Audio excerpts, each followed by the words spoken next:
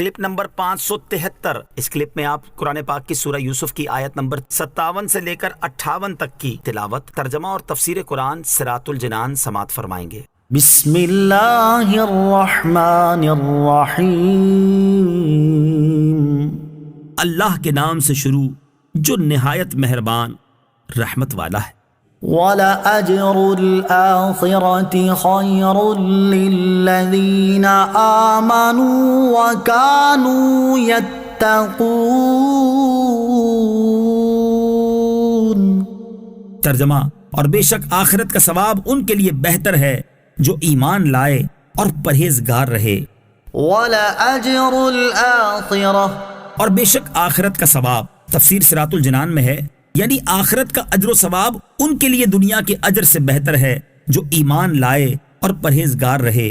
اس آیت سے ثابت ہوا کہ حضرت یوسف علیہ السلام کے لیے آخرت کا اجر و ثواب اس سے بہت زیادہ افضل و اعلیٰ ہے جو اللہ تعالیٰ نے انہیں دنیا میں عطا فرمایا۔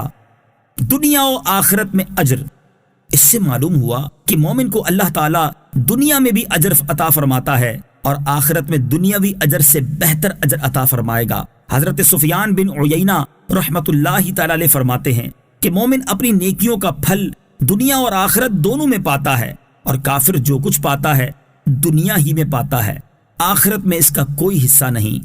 اخروی ثواب حاصل کرنے کے لیے ایمان اور نیک اعمال دونوں ضروری ہیں۔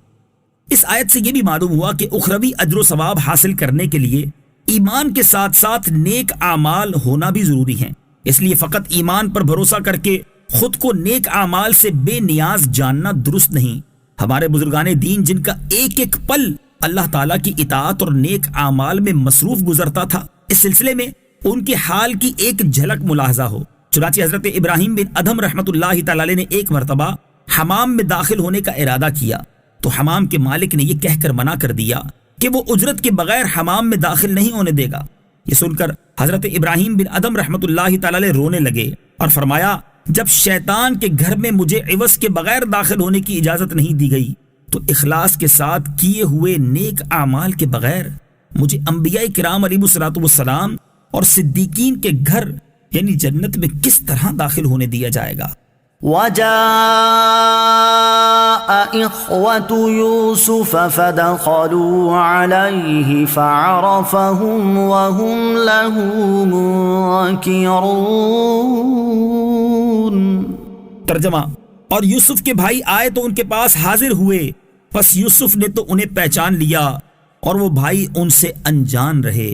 وَجَاءَ إِخْوَةُ يُوسُفَ، اور یوسف کے بھائی آئے۔ تفسیر صراط الجنان میں ہے، مفسرین فرماتے ہیں کہ جب قحط کی شدت ہوئی اور بلائے عظیم عام ہو گئی، تمام شہر قحط کی سخت تر مصیبت میں مبتلا ہو گئے اور ہر جانب سے لوگ غلہ خریدنے کے لیے مصر پہنچنے لگے، تو حضرت یوسف علیہ السلام کسی کو ایک اونٹ کے بوجھ سے زیادہ غلہ نہیں دیتے تھے تاکہ مساوات رہے اور سب کی مصیبت دور ہو۔ قحط کی جیسی مصیبت مصر اور دیگر ملکوں میں آئی، ایسی ہی کنعان میں بھی آئی۔ اس وقت حضرت یعقوب علیہ السلام نے بنیامین کے سوا اپنے 10 بیٹوں کو غلہ خریدنے مصر بھیجا۔